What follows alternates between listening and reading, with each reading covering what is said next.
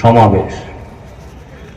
এই সমাবেশে আমাদের রাজ্যের সভাপতি মিস্টার হাকিকুল ইসলাম সহ রাজ্য, মুর্শিদাবাদ জেলা, বেলডাঙ্গা বিধানসভা সমস্ত নেতৃবৃন্দ এবং বেলডাঙ্গা বিধানসভার বিভিন্ন গ্রাম থেকে আসা সংগ্রামী মানুষ যারা এসডিপিআই করেন অথবা করেন না, আজকে এসেছেন এই বৈষম্যের কথা শুনতে এবং বৈষম্য থেকে কি করে সমাজকে রক্ষা করা যায় তা উদ্ধার করার জন্য। পুলিশ প্রশাসন, সাংবাদিক বন্ধু, গোয়েন্দা দপ্তরের বন্ধুরা এবং বেসরকারি সংস্থার কোনো গোয়েন্দা থাকলে তারা এই মাইকের আওয়াজ যতদূর যাচ্ছে, দোকানে বা বাড়িতে বসে যারা শুনছেন, তাদের সবাইকে বৈকালিক অভিনন্দন জানিয়ে কয়েকটি কথা স্পষ্ট করে বলতে চাই। আর কয়েক মাস পরে আমাদের রাজ্যের বিধানসভা নির্বাচন। কয়েক মাস বলছি এই জন্য যে আমাদের যে সাংবিধানিক নিয়ম, সেই নিয়ম অনুযায়ী এপ্রিলের মধ্যে নির্বাচন করতে হবে। চতুর্দিকে এখন যে পরিস্থিতি শোনা যাচ্ছে তাতে নির্বাচন এপ্রিলের মধ্যে না হতেও পারে, চলে যেতে পারে আগামী সেপ্টেম্বর অক্টোবরে। ঠিক এই জায়গায় দাঁড়িয়ে social Democratic party of India Beldanga সহ মুর্শিদাবাদ সহ রাজ্যের সমস্ত মানুষকে, যারা কংগ্রেস করেন, সিপিএম করেন, তৃণমূল করেন, অন্য কোন ছোটখাটো রাজনৈতিক দল করেন, যাদেরকে বিজেপি সহ কংগ্রেস, সিপিএম, তৃণমূল অন্যান্য বারের মতো এবার নির্বাচনে নামিয়েছে, তাদেরকে চিনে রাখা এবং আমাদের সাধারণ জনগণের ভূমিকা কি হওয়া উচিত সেই কথা নিয়ে আমরা আপনাদের সামনে খুব সংক্ষেপে বলতে চাই। নির্বাচন মানে তো এটাই হওয়া দরকার যে প্রত্যেকটা রাজনৈতিক দল মানুষের কাছে আসবেন। তারা যদি এর আগে ক্ষমতায় থেকে থাকেন, যেমন কংগ্রেস এবং সিপিএম, তারা বলবেন যে ভাই, আমরা আমাদের শাসন আমলে এই ভুলগুলা, এই অন্যায়গুলা, এই অবচারগুলো আমরা পশ্চিমবাংলার মানুষের সামনে করেছি, তোমাদের সামনে জোর হাত করে ক্ষমা চাইছি। তোমরা যদি আমাদেরকে আবার ক্ষমতায় আসার সুযোগ দাও, তাহলে আমরা এই ভুল না করে এইভাবে মানুষের উপকার করব। যারা ক্ষমতায় আছে তৃণমূল, তারা বলবে ভাই, আমরা এই অন্যায়গুলো করেছি, বুঝতে পারছি, মানুষের সাথে প্রতারণা করেছি, মানুষের সাথে বিশ্বাসঘাতকতা করেছি, মানুষকে তোলাবাজি শিখিয়েছি, মানুষকে ঘুষ শিখিয়েছি, ফলে আমরা সে সমস্ত জন্য মানুষের কাছে ক্ষমা চাইছি, আগামী দিনে সেই সমস্ত কাজ করব না। এবং যারা কখনোই ক্ষমতায় যাননি, তারা বলবেন তাদের দলের আদর্শ, তাদের দলের নীতি, তাদের দলের কর্মসূচি, মানুষ ক্ষমতায় তাদের পাঠালে তারা কি ভাবে মানুষের কাজ করবেন সেই কথা বলবে। যুক্তি, তথ্য, ইতিহাস তুলে ধরে গণতান্ত্রিক পদ্ধতিতে নিয়ম মেনে, আইন মেনে শান্তিপূর্ণভাবে তারা মানুষকে বোঝানোর চেষ্টা করবেন, শেষ কথা বলবেন জনগণ। কিন্তু দুর্ভাগ্য, আমরা 1951 সাল থেকে দেখছি কোন রাজনৈতিক দল এই নিয়ম মানে না। তারা মানুষকে মিথ্যা কথা বলে, ভাওতা দেয়, প্রতারণা বিশ্বাসঘাতকতা করে, ভোটের আগে যা যা বলে ক্ষমতায় তাদের পাঠালে তারপরে তারা সমস্ত কিছু ভুলে যান। সেই জন্যই পশ্চিম বাংলার মানুষ 30 বছর কংগ্রেসকে দেখার পরে সিপিএম এর নেতৃত্বে বামফ্রন্টকে এনেছিলেন। 34 বছর ধরে এই সিপিএম নেতৃত্বে বামফ্রন্ট পশ্চিম বাংলার সমস্ত মানুষের সামনে বিশ্বাসঘাতকতা করেছে, ছল চাতুরি করেছে, ধোঁকা দিয়েছে। তারা কোনোভাবে পশ্চিম বাংলার মানুষের সামনে তাদের যে প্রতিশ্রুতি ছিল সুশাসন দেওয়া, সেটা দেয়নি। কংগ্রেস ঠিক যেভাবে অন্যায় অত্যাচার জুলুম করে পুলিশকে কাজে লাগিয়ে মানুষকে শাসন করত, সিপিএম নেতৃত্বে বামফ্রন্ট ঠিক সেই কাজটাই করেছিল। 34 বছর পরে সেই বামফ্রন্টের অপশাসন থেকে উদ্ধার পাওয়ার জন্য, মুক্তি পাওয়ার জন্য বাংলার গণতন্ত্র প্রিয় মানুষ 2011 সালে তৃণমূলকে ক্ষমতায় নিয়ে এসেছিল। আজকে প্রত্যেকটা মানুষের অভিজ্ঞতা হচ্ছে, শুধু কংগ্রেস সিপিএম তৃণমূলের বিরোধী যারা করেন তারা নয়। মমতা ব্যানার্জি যখন নিজের শুয়ে থাকেন খালিঘাটের বাড়িতে, তখন তিনি তার নিজের কানের সাথে প্রশ্ন করলেই শুনতে পান, অভিষেক শুনতে পান, পশ্চিম বাংলার সমস্ত এমএলএ এমপি বড় বড় নেতা সবাই শুনতে পান যে আমরা সিপিএম এর চাইতেও বেশি অন্যায় করছি, পশ্চিম বাংলার মানুষের সাথে জুলুম করছি, দুর্নীতি করা, তোলাবাজি করা আজকে নিয়মে পরিণত হয়েছে। আজকে আর সুশাসন বলে কোনো কথা নেই। তোলাবাজি ছাড়া এবং দুর্নীতি ছাড়া একটা কোনো কথা হয় না। সেই জন্য সমস্ত ভাবে গোটা রাজ্যের সমস্ত শাসন ব্যবস্থা ভেঙে গেছে। ঠিক এইরকম একটা জায়গায় দাঁড়িয়ে social Democratic party of India গোটা পশ্চিম বাংলার মানুষের সামনে বলতে চায়, আপনাদের যে ইতিহাস সচেতনতা, আপনাদের যে রাজনৈতিক প্রজ্ঞা, আপনাদের বাস্তব সম্পর্কে যে সচেতনতা, বাস্তব বোধ, সেখান দিয়ে আপনারা কখনোই আর স্বপ্নে সেই কংগ্রেসকে, সিপিএমকে, তৃণমূলকে ফিরিয়ে আনার কথা ভাবতে পারেন না। ঠিক সে জায়গায় দাঁড়িয়ে কংগ্রেসের বিকল্প, সিপিএম এর বিকল্প, তৃণমূলের বিকল্প একমাত্র social Democratic party of India. এর বিকল্প আর কেউ হতে পারে না।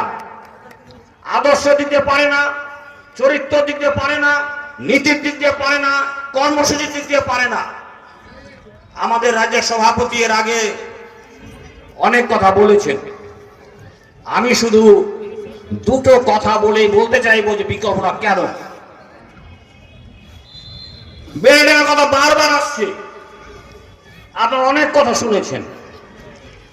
বেলডাঙ্গায় আমি আসি 1995 সাল থেকে। 2001 সালে খুব সম্ভবত পহেলা রমজান দুপুর বেলায় বেলডাঙ্গা দক্ষিণ পাড়ায় হিন্দু ফ্যাসিস্ট শক্তি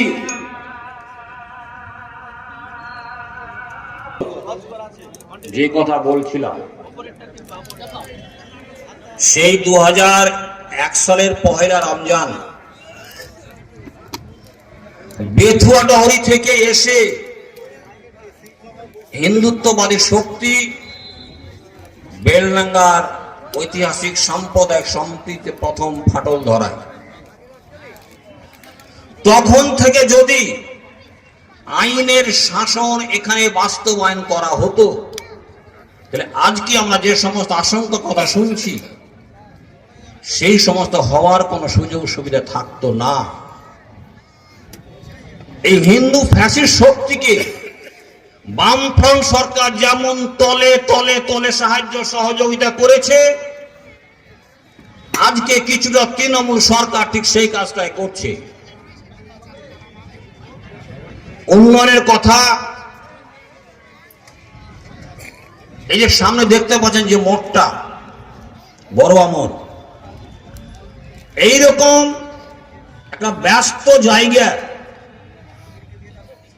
অন্তত পক্ষে 2 দশক আগে, মানে 20 বছর আগে এখানে একটা হয় আন্ডারপাস অথবা ওভারব্রিজ একটা হওয়ার কথা অত্যন্ত জরুরি ছিল। এই ভাবনাটা না সিপিএম ভেবেছে, কংগ্রেসের কথা বাদ দিলাম, তারা পুরাতন দল, তখন এতটা উন্নতি ছিল না, তৃণমূলও ভাবছে না। এবং তৃণমূল এখন পরিকল্পিতভাবে ঠান্ডা মাথায় কি করে উন্নয়নকে পিছিয়ে রাখা যায় তার নানা রকমের পাঁয়তারা শুরু করেছে। আমরা জানি আমাদের দেশের যে সংবিধান, সেই সংবিধানের 338-এর বি, ভালো করে শুনে রাখুন, 338-এর বি ধারা এবং 342 নম্বর ধারা অনুযায়ী আমাদের দেশের যারা ওবিসি তাদের উন্নয়ন করার ব্যবস্থা আছে। সেখানে খুবই স্পষ্ট করে বলা আছে,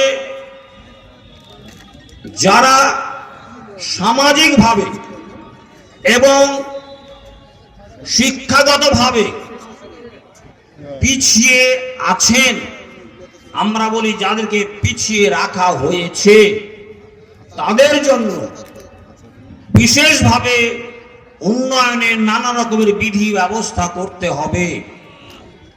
এই যে অংশটা, যে মানুষগুলোকে আমরা বলছি সামাজিকভাবে এবং শিক্ষাগতভাবে পিছিয়ে আছে, পিছিয়ে রাখা হয়েছে পরিকল্পনা করে, ছক করে, কৌশল করে, তাদেরকে বলা হয় ওবিসি, আদার ব্যাকওয়ার্ড ক্লাসেস। এই ওবিসিদের উন্নয়ন করার জন্য প্রথম একটা কমিশন করা হয়েছিল, কাকা কালেলকর কমিশন, 1953 সালে। দ্বিতীয়, তখন এই কমিশন যে সুপারিশ করেছিল যে গোটা দেশের ওবিসিদের উন্নয়ন করার জন্য কি কি সরকারকে করতে হবে, সেই সুপারিশকে তারা টেবিলের তলায় রেখে পচিয়ে দিয়েছে। 1979 সালে বিন্দেশ্বর দুবে মন্ডল, বিপি মন্ডল, যাকে আমরা বলি মন্ডল কমিশন, সেই মন্ডল কমিশন এক লম্বা বিস্তৃত সমীক্ষার মাধ্যমে কেন্দ্রের সরকারকে বলেছিল যে গোটা বাংলার ওবিসি সমাজের উন্নয়নের জন্য কি কি করা দরকার, সেও সুপারিশ টেবিলের তলায় পড়েছিল। যখন বিশ্বনাথ প্রতাপ সিং দেশের প্রধানমন্ত্রী, তখন তিনি মন্ডল কমিশনের রিপোর্ট, তার সুপারিশ বাস্তবায়ন করার জন্য চেষ্টা করে।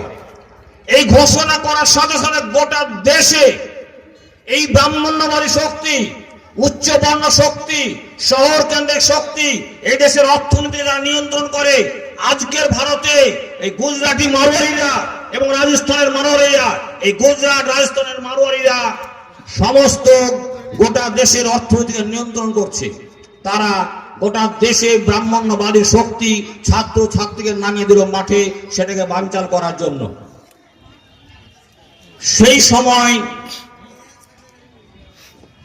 আমাদের রাজ্যের মুখ্যমন্ত্রী ছিলেন জ্যোতি বসু, আপনারা সবাই চেনেন, জানেন, বোঝেন।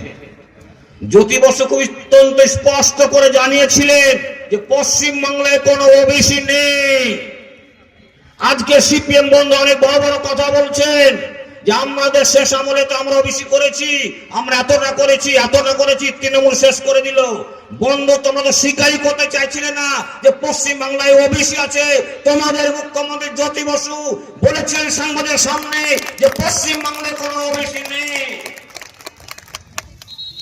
তারপরে যখন মনমোহন সিং এর, প্রধানমন্ত্রী মনমোহন সিং এর নেতৃত্বে সাচার কমিশন তৈরি হয়, তখন পশ্চিম বাংলায় সেই সাচার কমিটির যারা সদস্য তারা এসেছিলেন, সিপিএম এর কোন সদস্য,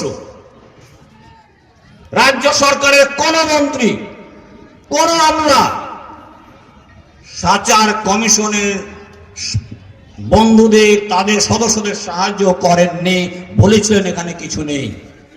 তারপরে সাচার কমিশন রিপোর্ট যখন প্রকাশ পেল, তখন দেখা গেল পশ্চিম বাংলায় মুসলমানদের অবস্থা এই রাজ্যের দলিতদের থেকেও খারাপ। দলিতরা যতটা এগিয়ে আছে শিক্ষায়, স্বাস্থ্যে, চিকিৎসায়, তার চাইতেও মুসলমানদের অবস্থা খারাপ। তখন প্রথম সিপিএম এর বুদ্ধদেব ভট্টাচার্য বলার চেষ্টা করেছিলেন যে সাচার কমিশনের যে রিপোর্ট, সে রিপোর্ট অতিরঞ্জিত, অনেক ভুল তথ্য দিয়েছে, আমাদের কাছে রিপোর্ট চাইনি, আমরা দিই, আমাদের কোনো দায় দায়িত্ব নেই। আজকে স্বীকার করতে বাধ্য হয়েছে যে না, পশ্চিম বাংলায় 34 বছরের ক্ষমতায় বামফ্রন্ট সরকার মুসলমানদেরকে পরিকল্পিতভাবে ষড়যন্ত্র করে ঠান্ডা মাথায় একটু একটু করে তিলে তিলে জীবনের সব ক্ষেত্র থেকে তাদেরকে পিছিয়ে দিয়েছে। 2007 সালে প্রফেসর অমিতাভ কুন্ড সুপারিশ করেছিলেন যে গোটা ভারতে ওবিসিদের জন্য 10% সংরক্ষণ দিতে হবে শুধুমাত্র মুসলমানদেরকে। গোটা ভারতে মুসলমানদের সংখ্যা 15, তিনি বলেছিলেন। এখন বিভিন্ন সমীক্ষা বলছে 17-18 জন। আমাদের রাজ্যে এই মুহূর্তে 2026-এ মুসলমানদের সংখ্যা হচ্ছে 35 থেকে 38%। তাহলে গোটা 15 ভাগের জন্য যদি 10% হয়, তাহলে 35 ভাগের জন্য কত পার্সেন্ট হওয়া দরকার? আজকে পশ্চিম বাংলায় সেই পরিমাণে শুধুমাত্র মুসলমানদেরকে ওবিসি বলে ঘোষণা করে মুসলমানদের তত পার্সেন্ট সংরক্ষণ দেওয়া দরকার। সেই কাজটা করা প্রথম উচিত ছিল মমতা ব্যানার্জি। কারণ মমতা ব্যানার্জি 2011 সালে যখন বিভিন্ন জনসভায় যেতেন, তখন তিনি মাথায় সেই ঝুড়ি করে পয়সা করে সেই স্লোগানকে ভেরি করতেন, বিক্রি করতেন যে আমাকে ক্ষমতায় বসালে আমি সাচার কমিশনের রিপোর্ট বাস্তবায়ন করব। তারপরে দীর্ঘদিন 2011 থেকে 2026 আজ পর্যন্ত মমতা ব্যানার্জির মুখে একদিনের জন্য তিনি বলেননি সাচার কমিশনের রিপোর্ট। তিনি হয়তো ভুলেই গেছেন, জানি না তার মাথায় কি অসুখ আছে যে দীর্ঘদিন তিনি যে সাচার কমিশনের কথা বলেছিলেন, সেই সাচার কমিশনের কথা দীর্ঘদিন তার মাথায় একবারের জন্য মনে পড়ল না। উপরন্তু এই 2025-এর জুন মাসের 3 তারিখের আগে পর্যন্ত পশ্চিম বাংলায় যে সংরক্ষণ ছিল সেটাকেও তিনি গোলমাল পাকিয়ে মুসলমানদের যে উন্নয়নটুকু হচ্ছিল ওবিসির মাধ্যমে সেটাও বন্ধ করে দিয়েছেন ছলচাতুরি করে। সেটা বলে আমি আপনাদের শেষ করতে চাইছি। এর আগে আমাদের এখানে সংরক্ষণ ছিল 17%, 7% ছিল ওবিসি বি আর ওবিসি এ ছিল 10%। এই ওবিসি এ যেটা 10% সেটা ছিল মূলত মুসলিমদের। এরা ছিল মোর ব্যাকওয়ার্ড, বেশি পিছিয়ে পড়া। ওবিসি বি ছিল ব্যাকওয়ার্ড, পিছিয়ে পড়া। এই নতুন সরকার 2003 সালে এই 25 সালের 3 জুন যে ঘটনা ঘটালো, এটাকে ভেঙে চুরমার করে দিল। এ থেকে নিয়ে আসলো অনেকগুলা মোর ব্যাকওয়ার্ড ক্লাসকে বিতে, আর বি থেকে অনেকগুলা ব্যাকওয়ার্ডকে নিয়ে গেল মানে মোর ব্যাকওয়ার্ডে গিয়ে মোর ব্যাকওয়ার্ডের সাথে ব্যাকওয়ার্ডের যে প্রতিদ্বন্দ্বিতা কম্পিটিশন সেটা শুরু করলো। তার ফলে গত জুন মাস থেকে এখন পর্যন্ত পশ্চিম বাংলার কোন উচ্চ শিক্ষায়, কোন চাকুরিতে কোথাও মুসলমানরা কোন ধরনের সুযোগ সুবিধা পাচ্ছে না। এইভাবে পরিকল্পিতভাবে ওবিসির মাধ্যমে তা গ্রোথপালন করে মুসলমানদের উন্নয়নকে স্তব্ধ করে দিয়েছে, প্যারালাইজ করে দিয়েছে, পক্ষাঘাত করে দিয়েছে।